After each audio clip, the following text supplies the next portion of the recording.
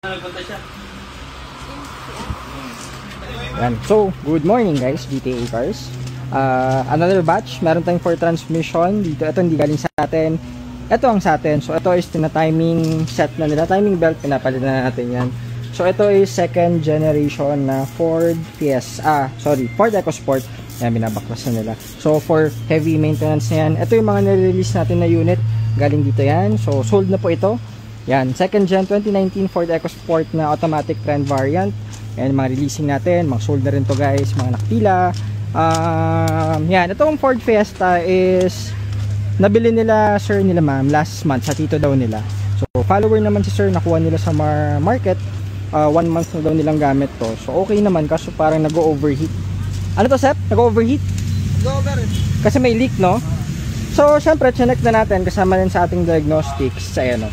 So meron, ayan, dito sa ilalim, hindi ko lang kita ba sa video. Ayan, may pink, so may leak yung ECT housing nila. Tapos kita nyo yung return hose. Ngayon lang ako nakita ng ganitong hose.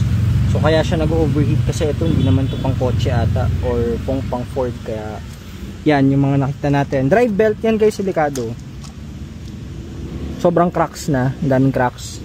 So anytime pwede na yung maputol, may mga hibla na rin. Nag-check na rin tayo ng timing belt, yan, ganun, same dito. Nakita nila lahat, everything. So for usually heavy maintenance, ayan. So pa-quote muna natin, tingnan natin kung ipapa-approve nila kasi delikado naman, syempre delikado yung mga ganyan mga belts. Lalo na yung timing belt, importante yan. Kasi ano ba to, 2014, 2015 kung di ako nagkakamali. So 10 years old na car. So yun yung mga heavy maintenance na ginagawa sa mga units natin. So unlike yun, yung EcoSport na i-release natin, lahat yun bago i-release, palit yan. So kaya yung iba kahit late yung na-release natin nung last weekend, nasa late na sila ngayon. Ayan, so yun muna. At may mga pila pa tayo ata sa labas pagkatapos nito. So good morning guys, GTA Cars, update lang. Salamat.